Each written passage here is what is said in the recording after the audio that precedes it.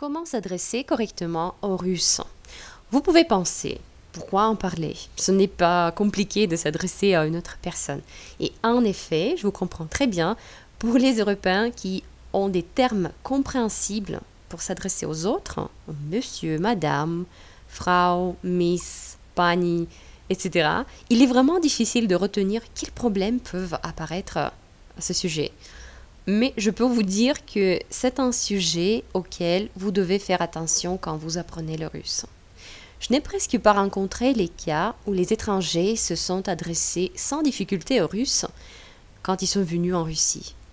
C'est l'un des phénomènes de la langue et de la culture russe moderne. Bien sûr, cela est dû à l'histoire et à la mentalité des Russes. Pour le rendre un peu plus clair, voilà un peu d'histoire. Un analogue des termes monsieur et madame existait et était parfaitement utilisé dans la Russie des tsars jusqu'en 1917.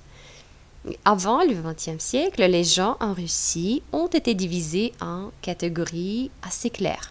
Les nobles, les clergés, les marchands, les paysans, etc. D'où viennent les formes.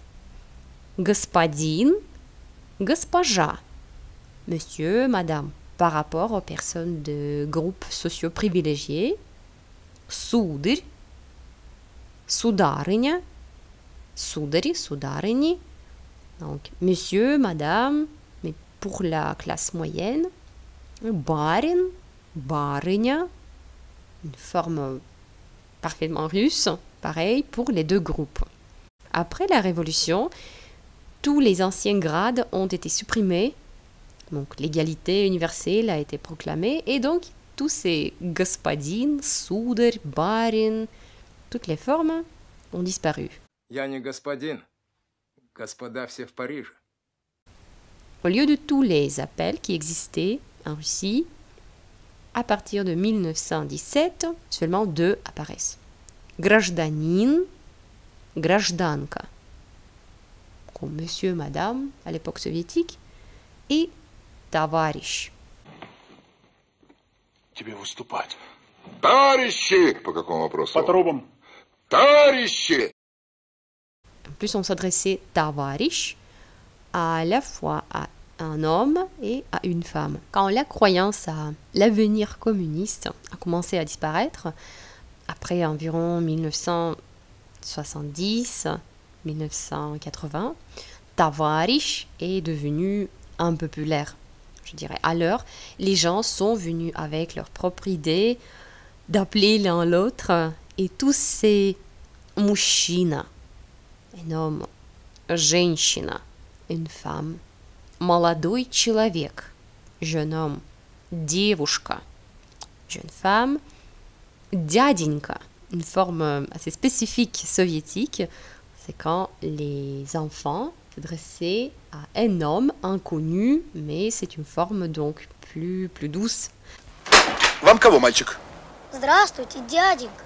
Это случайно не ваша собачка? Да. Дяденька, мы нашли вашу собаку. Представляете, как повезло. Нет, детки, это не моя собака. Тетенька, pareil pour les femmes, pour ne pas dire femme, женщина. Vous pouvez dire тетенька, c'est comme donc une forme des enfants qui s'adressaient aux femmes inconnues. Бабуля, pour les grands-mères, comme une forme un peu douce, pour ne pas dire бабушка ou бабка, et d'autres sont donc бабуля. Et beaucoup d'autres. Donc voilà, vous voyez ce que je veux dire. Dans les années 1990, la situation déjà incompréhensible avec ces titres est devenue encore pire. Et en réalité, à nos jours, on n'a toujours pas de termes normaux, compréhensibles, je veux dire, pour s'adresser aux autres en russe. Les titres comme madame, monsieur, en tant que tels, sont maintenant remplacés par les verbes dans une forme impérative, comme dites-moi, permettez-moi.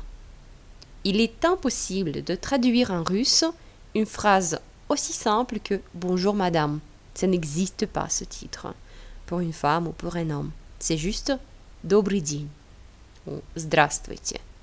Voilà comment on s'adresse à un ou une russe à nos jours en utilisant les verbes. Простите. Вы не знаете? Excusez-moi. Pouvez-vous me dire? Извините. Вы не знаете? Aussi, excusez-moi. Разрешите. Permettez-moi. Скажите, где находится? Dites-moi où est. Будьте добры, подскажите. Будьте любезны, подскажите. Les deux formes peuvent être traduites comme s'il vous plaît. Будьте добры, будьте любезны. En résumé, si vous vous adressez aux personnes inconnues en russe, utilisez les formes simples d'étiquette, en commençant par une salutation et puis un verbe à l'impératif. Добрый день. Простите, пожалуйста. Здравствуйте. Извините. Скажите. Будьте добры. Будьте любезны. Quand un sujet commence à s'adresser aux étrangers par écrit, parce qu'on ne peut pas nous en servir des formes pareilles par écrit, donc par exemple dans la correspondance commerciale ou dans une lettre officielle, ceci est juste le cas où il reste encore les termes assez compréhensibles, tels que господин директор, господин Иванов, госпожа директор, госпожа Иванова, уважаемый Иван Петрович, et bien d'autres.